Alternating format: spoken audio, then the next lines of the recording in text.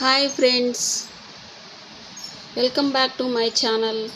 అందరూ బాగున్నారా అనుకుంటున్నానండి. ఈరోజు శనగల కర్రీ చేస్తున్నాను. ముందుగా పచ్చిమిర్చి 2 కట్ చేశాను, ఒక ఉల్లిపాయ, 3 చిన్నవి టమాటాలు కట్ చేసి పెట్టుకున్నాను. ఇవి శనగలు నైటే నానబెట్టి పెట్టుకున్నానండి. ఇవి నైట్ నానబెట్టుకుంటే పొద్దున వండుకోవడానికి ఈజీగా ఉంటుంది. ఇప్పుడు స్టవ్ వెలిగించి కుక్కర్ పెడుతున్నాను. కుక్కర్లో అయితేనే తొందరగా ఉడుకుతాయండి. 3 స్పూన్ అయితే ఆయిల్ వేస్తున్నాను.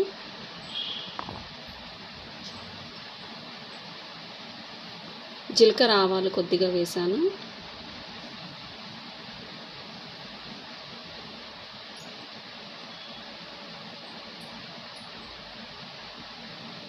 కట్ చేసి పెట్టుకున్న ఉల్లిపాయ ముక్కలు, పచ్చిమిర్చి ముక్కలు కూడా వేస్తున్నాను. వేసినాక 1 స్పూన్ సాల్ట్ వేసి కలుపుతున్నాను. 1 నిమిషం ఇట్లా ఫ్రై చేసుకోవాలి. కొంచెం ఉల్లిపాయలు మగ్గినాక కట్ చేసి పెట్టుకున్న టమాటా ముక్కలు వేస్తున్నాను. మనకి గ్రేవీ ఎక్కువ కావాలి అంటే ఇంకా టమాటాలు కూడా ఇంకొంచెం వేసుకోవచ్చండి. టమాటా ముక్కలు వేసినాక 1 స్పూన్ అల్లం వెల్లుల్లి పేస్ట్ వేస్తున్నాను.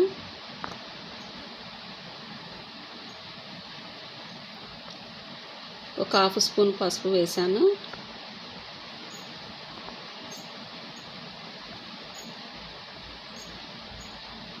ఒక స్పూను ధనియాల పొడి కూడా వేసాను. ఇప్పుడు ఇవన్నీ ఒకసారి కలుపుకొని మీడియం ఫ్లేమ్లోనే పెట్టుకోవాలండి స్టవ్. ఇవన్నీ కొంచెం మగ్గి మెత్తబడాలి ముక్కలు, టమాటా ముక్కలు. మూత పెట్టి 1 నిమిషం ఇట్లా మగ్గినాక అంతా ఒకసారి ఇట్లా కలుపుకోవాలి. టమాటా ముక్కలు మెత్తబడిపోయినాయి, ఇట్లా గుజ్జులాగా పేస్ట్ లాగా అయింది. ఒకసారి ఇట్లా కలుపుకున్నాక మనం నానబెట్టుకొని పక్కకు పెట్టుకున్న శనగలు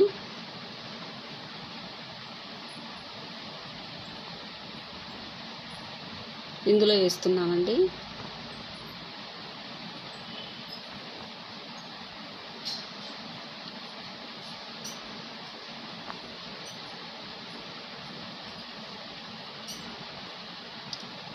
ఇవి వేసినాక ఒక 2 స్పూన్లు కారం కూడా వేస్తున్నాను.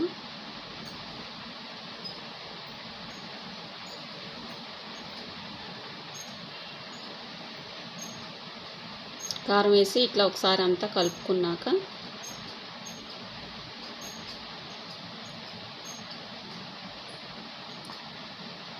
కర్రీకి సరిపడినన్ని వాటర్ పోస్తున్నాను. మనకి గ్రేవీ ఎక్కువ కావాలి అంటే కొన్ని వాటర్ కూడా ఎక్కువ వేసుకోవచ్చు.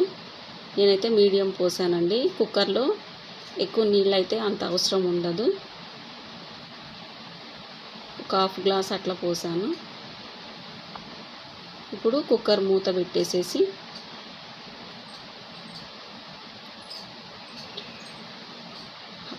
మంట పెంచి ఒక 3 విజిల్స్ వచ్చేంత వరకు ఆగానండి. ఇదిగోండి కర్రీ రెడీ అయిపోయింది. చూడండి, గ్రేవీ కూడా చిక్కగా అయింది.